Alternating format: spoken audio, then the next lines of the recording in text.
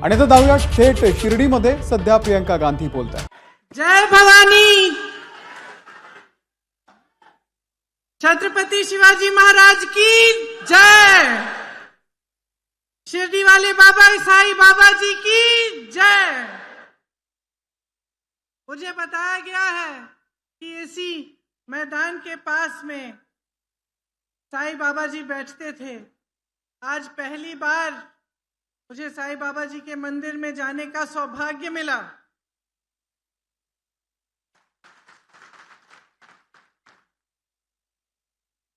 और सचमुच ऐसा लगा कि ये पवित्र भूमि है। सामाजिक क्रांति की धरती है। महात्मा फूले जी, साहू जी महाराज जी और बाबा साहेब अंबेडकर जी की धरती है। ये एक ऐसी धरती है जिसके कण कण में सत्य है, कण कण में समानता गूंजती है, कण कण में मानवता है। आज यहाँ खड़े होकर आप सबको इस सभा में स्वागत करके मेरे साथी बाला साहेब थोराट जी, प्रभावती गोगरे जी, संदीप वरपे जी, हेमंत ओगले जी, जो हमारे महाविकास अघाड़ी के प्रत्याशी हैं, उनका भी स्वागत करती हूँ।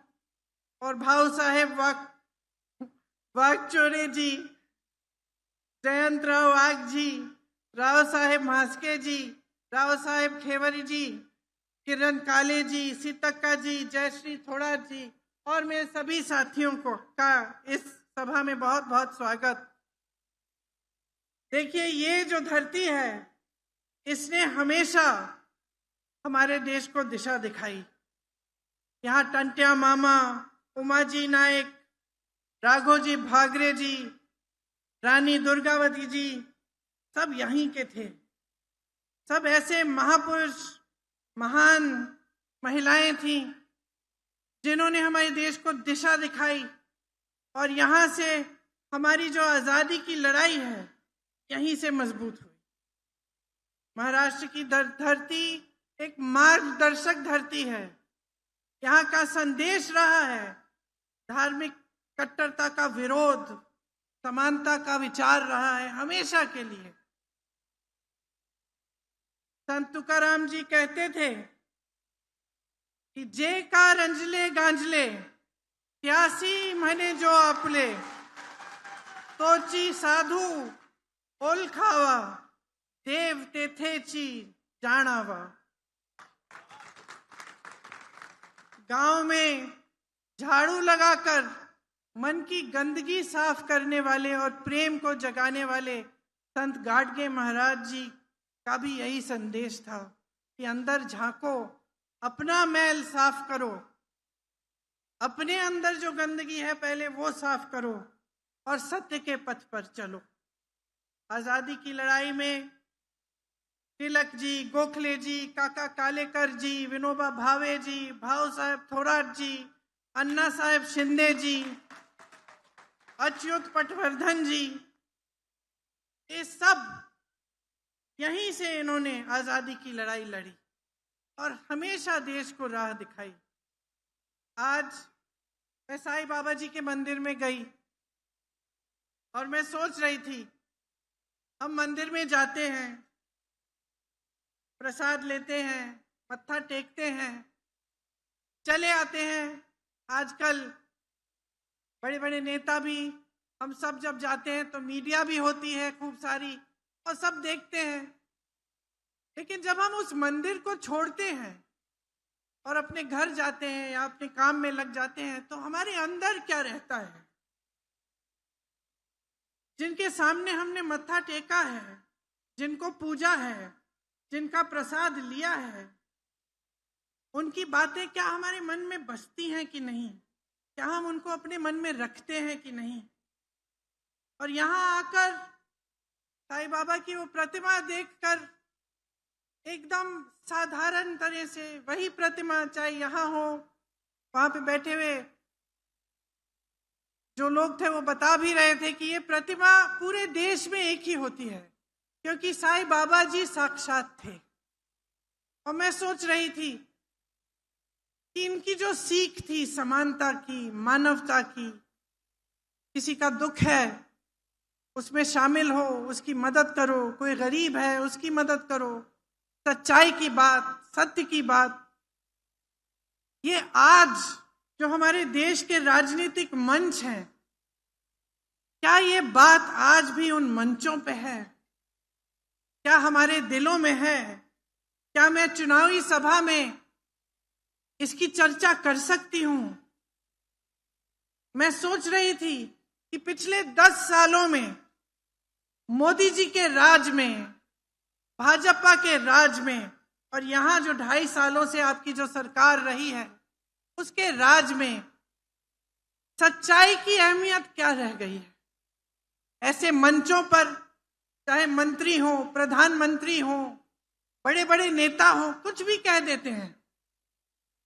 उनको ये परवाह नहीं होती कि मैं जो कह रहा हूं, मैं जो जनता के सामने रख रहा हूं, ये सच है कि नहीं है, ये भलाई की बात है कि नहीं है, क्या मैं जनता के जज्बातों के साथ खिलवाड़ कर रहा हूं, राजनीति कर रहा हूं, या जनता की भलाई की बात कर रहा हूं।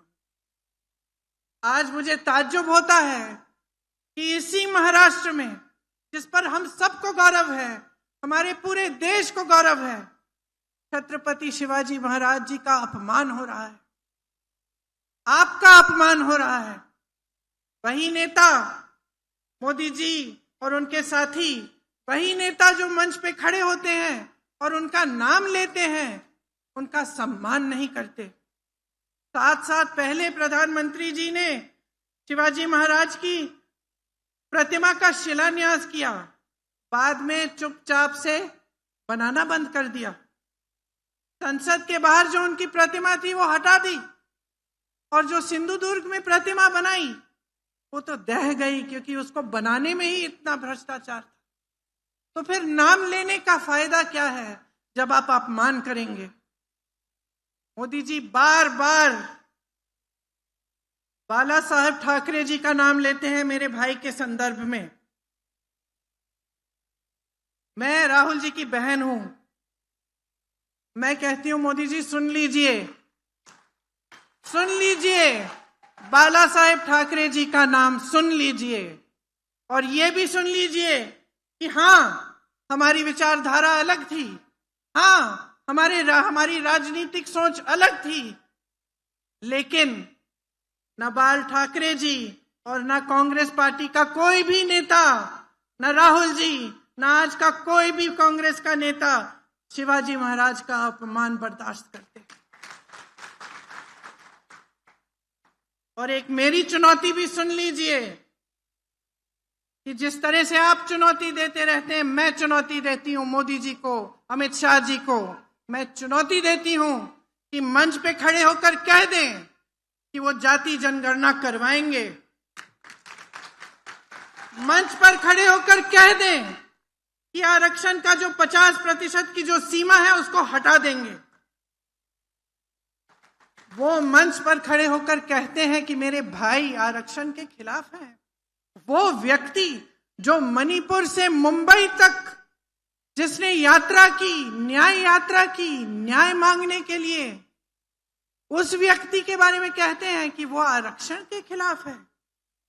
झूठ बोलते हैं, सरासर झूठ, आपके मंचों पर खड़े होकर, ये जानते हुए कि इस इंसान ने कन्याकुमारी से कश्मीर तक पैदल यात्रा की है, न्याय मांगी है, जाति जनगणना की बात की है। इसलिए करते हैं क्योंकि डर गए।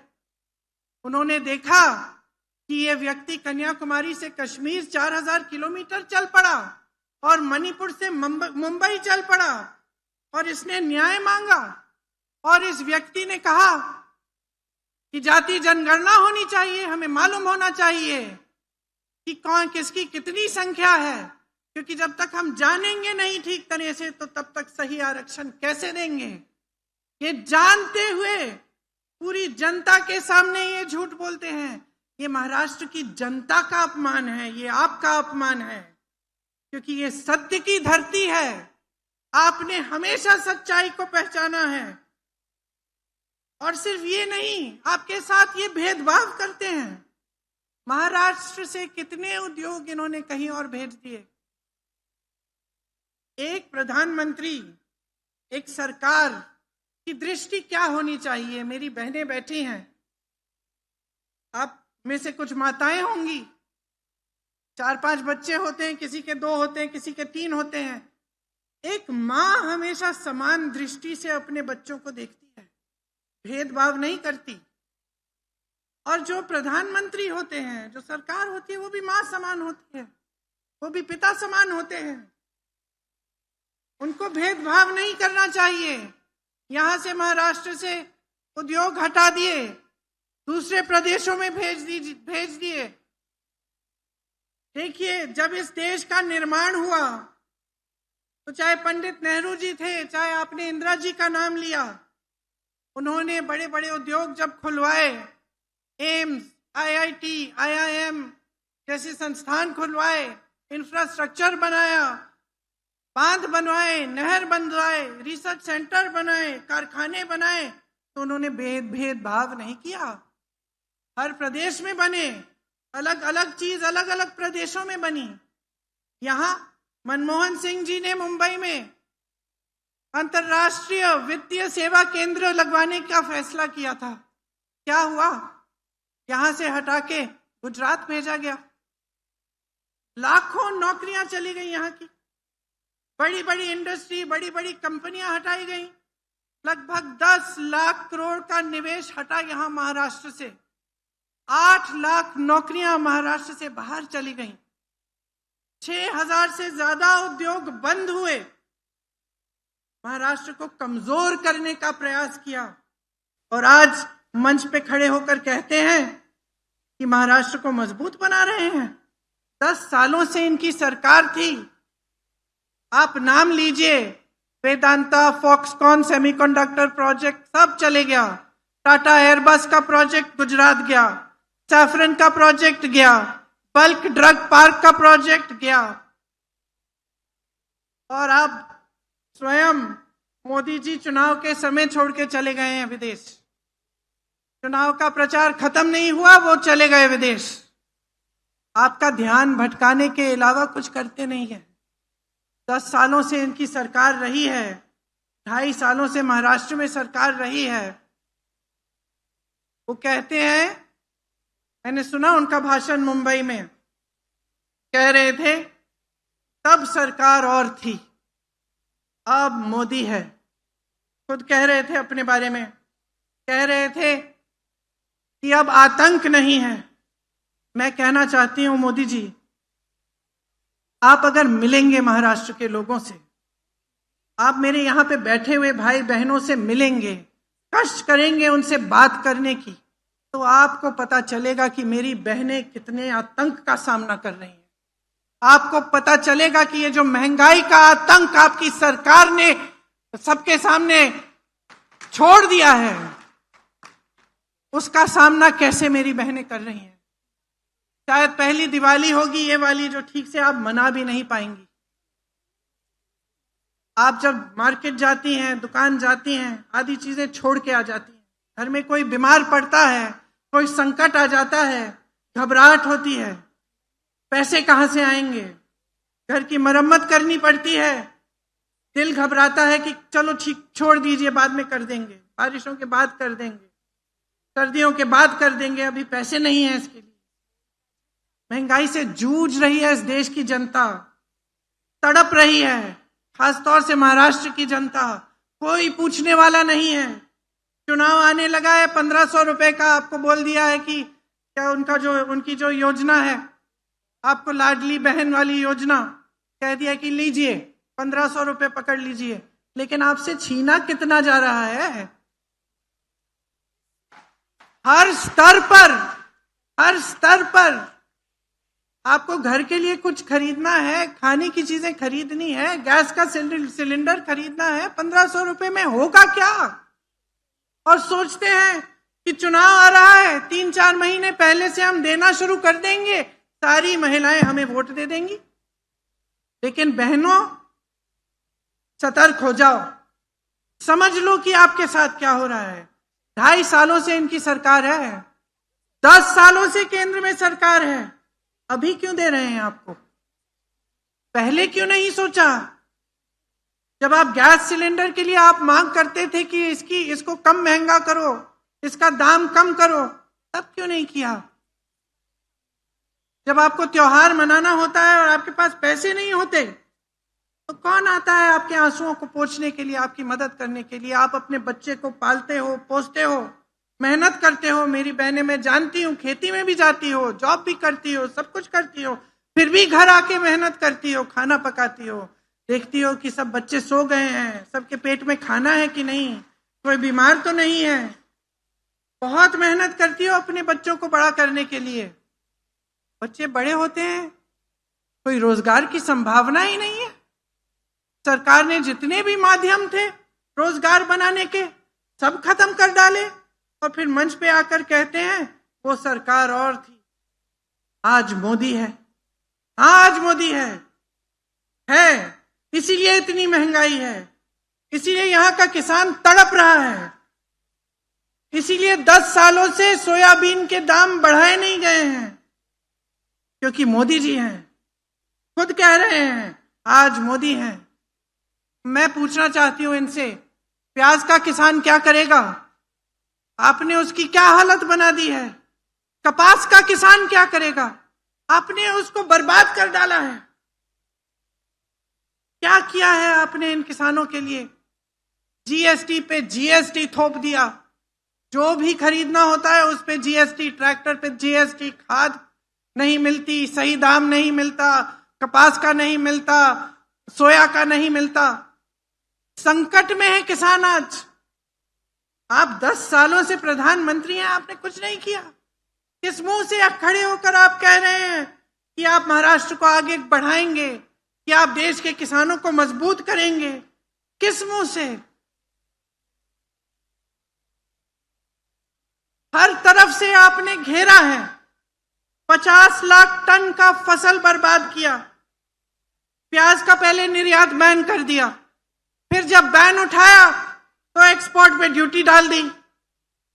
कपास का आयात करके आपने दाम घटवा दिए। तो हर तरफ से आपने हमला ही किया है किसानों पे। संतरे के निर्यात पे भी ड्यूटी बढ़ा दी। दूध का दाम नहीं मिलता है दूध उत्पादक किसानों को। कांग्रेस के समय में 40 रुपए मिलते थे। हाँ मोदी जी, तब सरकार और थी, आज मोदी जी हैं, आज आप हैं। ये बात आज जनता को अच्छी तरह से समझ में आने लग गई है। देखिए, आज हर तरफ से, चाहे किसान है, चाहे युवा है जो बेरोजगार है, जो पढ़ा लिखा है लेकिन उसको कहीं नौकरी नहीं मिल रही है, कहीं से रोजगार नहीं मिल रहा है, चाहे मेरी बहनें हैं जो महंगाई का आतंक का सामना कर रही हैं, हर तरफ से मोदी जी की जो नीतियां हैं उन्होंने आपको कमजोर करने का काम किया है। 16 लाख करोड़ रुपए इन्होंने बड़े बड़े उद्योगपतियों के माफ किए हैं, कर्ज माफ किए हैं। मैं आपसे पूछना चाहती हूं मेरे किसान भाइयों, आपका कर्ज माफ किया है? क्या कहते हैं जब कांग्रेस पार्टी कहती है कि कर्ज माफ कर दो? क्या कहते हैं? कहते हैं कि पैसा नहीं है। तो अगर पैसा नहीं है तो 16 लाख करोड़ रुपए आपने बड़े बड़े उद्योगपतियों के कैसे माफ कर दिए? इसका जवाब है नहीं उनके पास। कांग्रेस ने जहां जहां कांग्रेस की सरकार है वहां कर्ज माफ करने का काम किया। राजस्थान में, छत्तीसगढ़ में, तेलंगाना में, कर्नाटका में। मोदी जी, तब सरकार और थी, आज आप हैं। सुन लीजिए, जनता देख रही है, जनता पहचान रही है।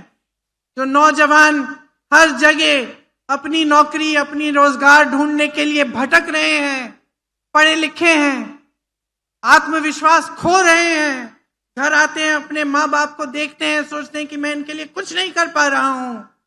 इनको जवाब कौन देगा? आपको जवाब देना पड़ेगा। मोदी जी की सरकार को जवाब देना पड़ेगा और यहाँ महाराष्ट्र की सरकार को जवाब देना पड़ेगा कि आपके रोजगार यहां से दूसरे प्रदेशों में क्यों भेजे इन्होंने। आज 2 लाख सरकारी पद खाली हैं, इनको भरने का कोई काम नहीं किया गया है। युवा बेरोजगार हैं, पद खाली हैं, आप उसको भी नहीं कर रहे हो, आप उन्हें भी नहीं भर रहे हो। सबसे ज्यादा आत्महत्या महाराष्ट्र के युवाओं में है, पूरे देश भर में।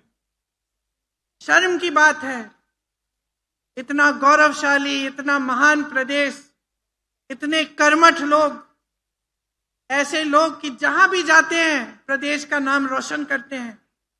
मैं दिल्ली में मिलती हूं लोगों से, महाराष्ट्र के लोग होते हैं, एकदम मुझे पता चल जाता है काम करता है ये आदमी, इसमें वो ऊर्जा है, काम करना चाहता है, आलसी नहीं है।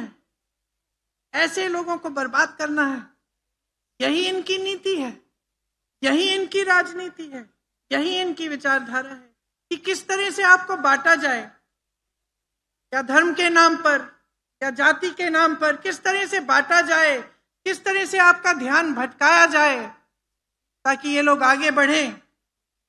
संविधान की बात करते हैं, संविधान की धज्जियां किसने उड़ाई है इस प्रदेश में?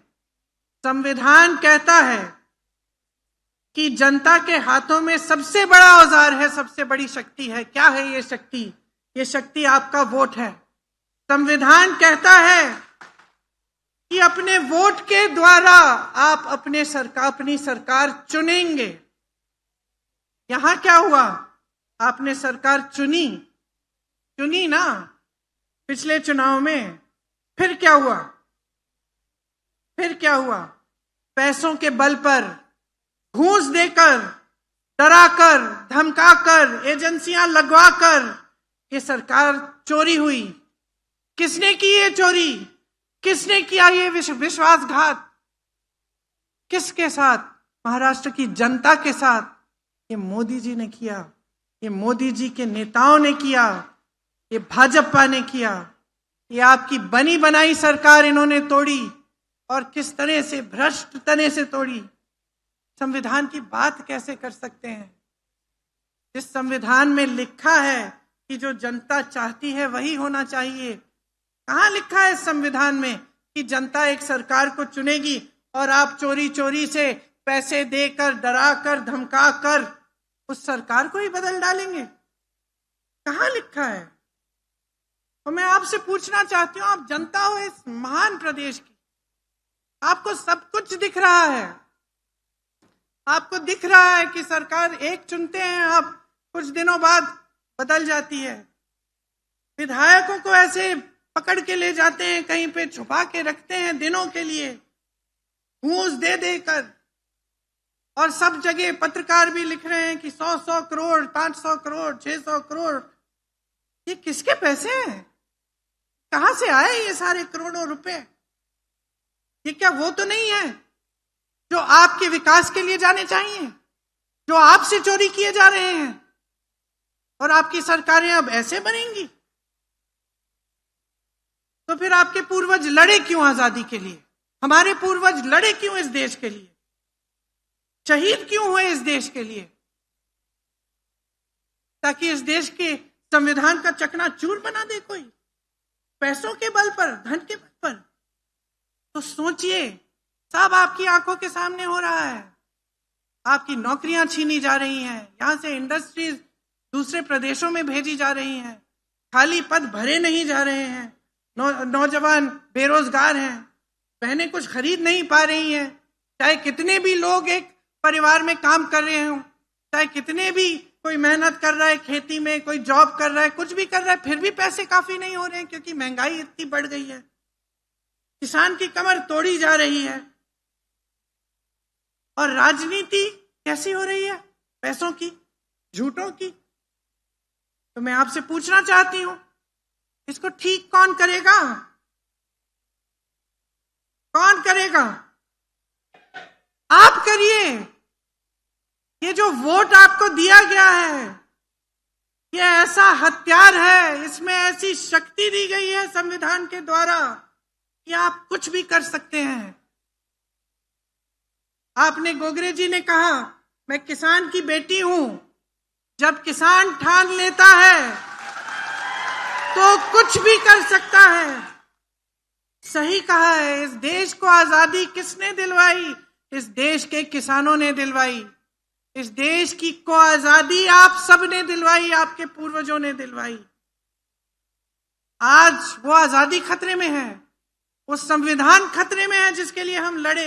ये कुछ भी कह दें, डर गए हैं ना पिछले चुनाव को देखकर, इसलिए सब अब संविधान कह रहे हैं, सब अब कह रहे हैं आरक्षण की बात कर रहे हैं, क्योंकि डर गए हैं। लेकिन इनकी असलियत नहीं है ये, इनकी असलियत छिपी हुई है अंदर। आप देख सकते हैं इस असलियत को। पिछले चुनाव में इनके नेता कह रहे थे हम संविधान को बदल डालेंगे, आज संविधान की बात कर रहे हैं। 2.5 सालों से सरकार रही है इनकी, आपके लिए कुछ नहीं किया। अब स्कीम किस पे स्कीम निकाल रहे हैं पिछले 4 महीनों में। ये गलत तरह की राजनीति है, गलत तरह की विचारधारा है। ये देश एक लोकतंत्र है, संविधान हमारे देश की जनता ने बनाया है, कोई इसे नहीं तोड़ सकता, कोई इसे बदल नहीं सकता बगैर आपके इजाजत की।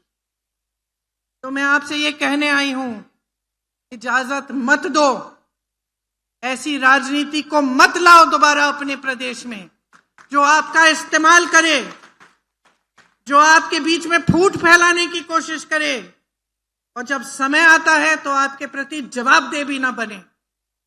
जितने भी नेता इस मंच पे बैठे हैं, जितने भी नेता आपके सामने आते हैं, चाहे किसी भी पार्टी के हों, चाहे कितना बड़ा नेता हो, देश का प्रधानमंत्री हो, आपने मंच पे बिठाया है, आपने वोट देकर मंच पे बिठाया है। सत्ता हमारी नहीं है, आपकी है। पहचानिए इस सत्ता को।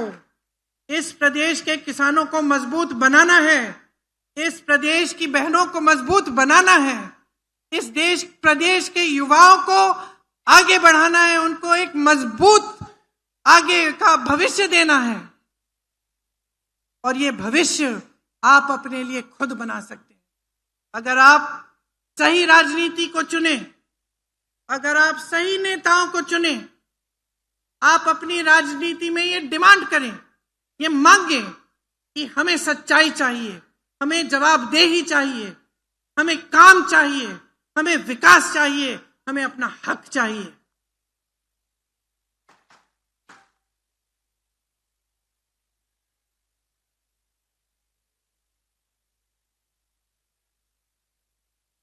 तो जब चुनाव में नेता आते हैं, भाषण देते हैं, ध्यान से सुनिए क्या कह रहे हैं, ध्यान से सुनिए, लेकिन साथ साथ उनकी कार्यशैली भी देखिए, समझिए।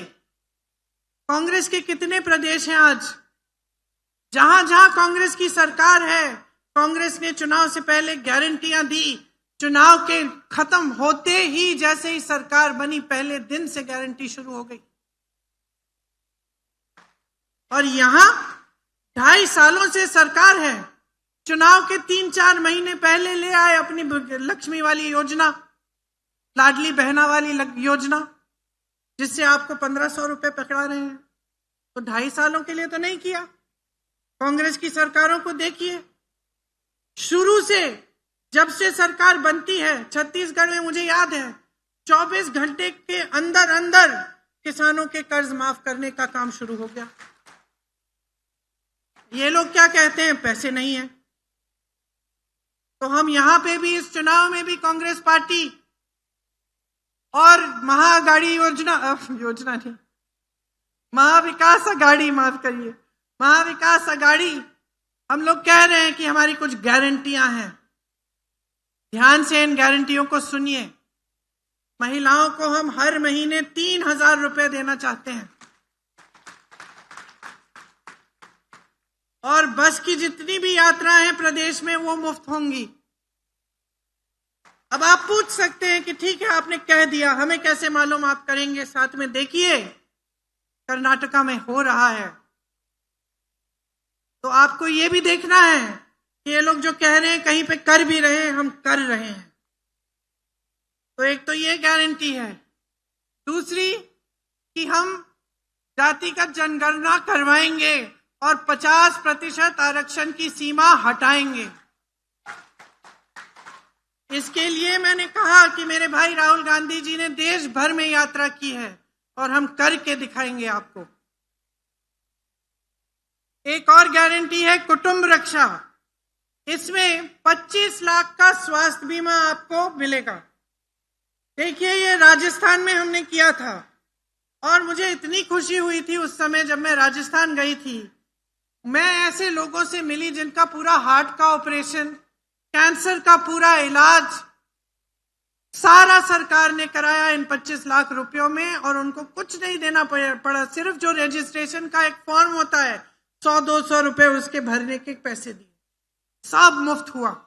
और हम यहाँ भी आपके प्रदेश में भी ये करना चाहते हैं। तो ये हमारी तीसरी गारंटी है।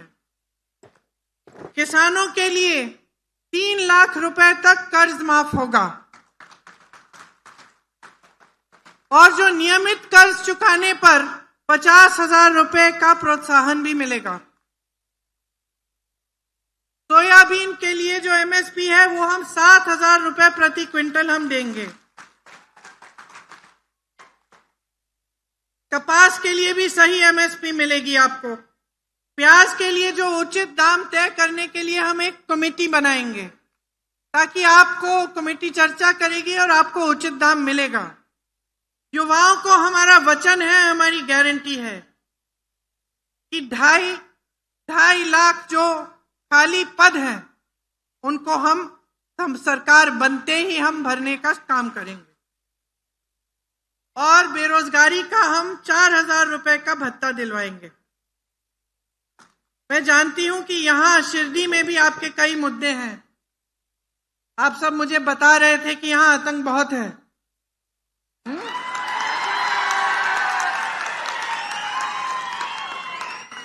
मोदी जी को सुनना चाहिए ये कि डराया जाता है, धमकाया जाता है आपको, डरो मत। कि मेरे भाई हर जगह कहते हैं डरो मत, खड़े हो जाओ, वोट आपका हथियार है, निडर हो जाओ, अपना वोट डालो, हमारे उम्मीदवारों को जिताओ और देखना कहां जाती है ये दहशत। आप याद रखिए, जो डराता धमकाता है ना,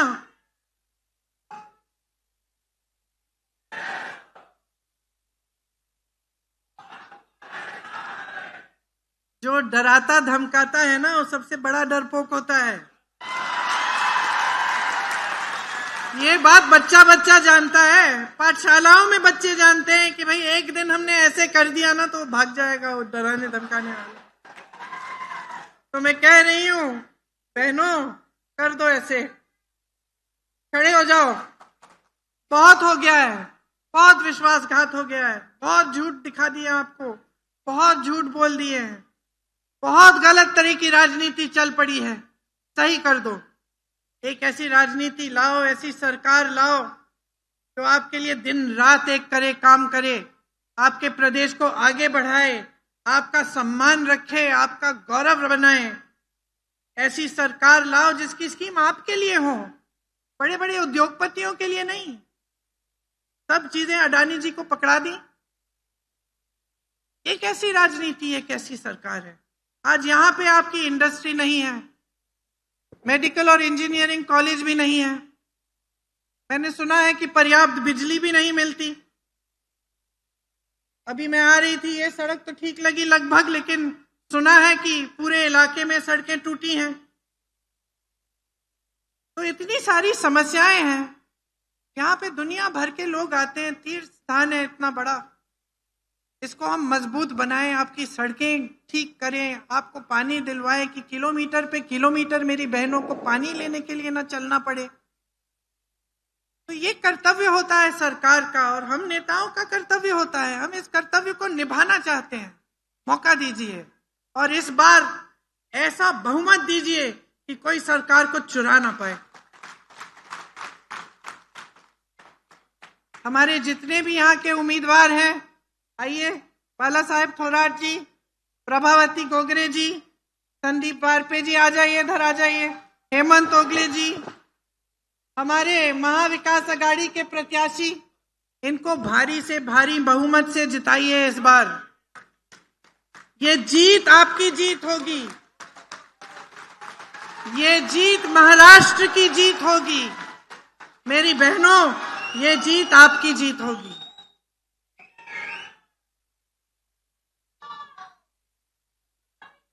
आप सबने बड़ी ध्यान से मेरी बातें सुनी हैं। चुनाव के दिन भी याद रखना कि मैं क्या कह के गई, और जो मैंने कहा है उसका आप अपने आप आंकलन करिए, अपने आप देखिए कि आसपास के प्रदेशों में जहां कांग्रेस की सरकार है वहां ऐसे वाकई काम हो रहे हैं कि नहीं, आपको खुद पता चल जाएगा। और उस आधार पर अपना वोट दीजिए, डट कर वोट दीजिए, महाविकास आघाड़ी को जिताइए। जय हिंद। एबीपी माझा, उघडा डोळे बघा नीट।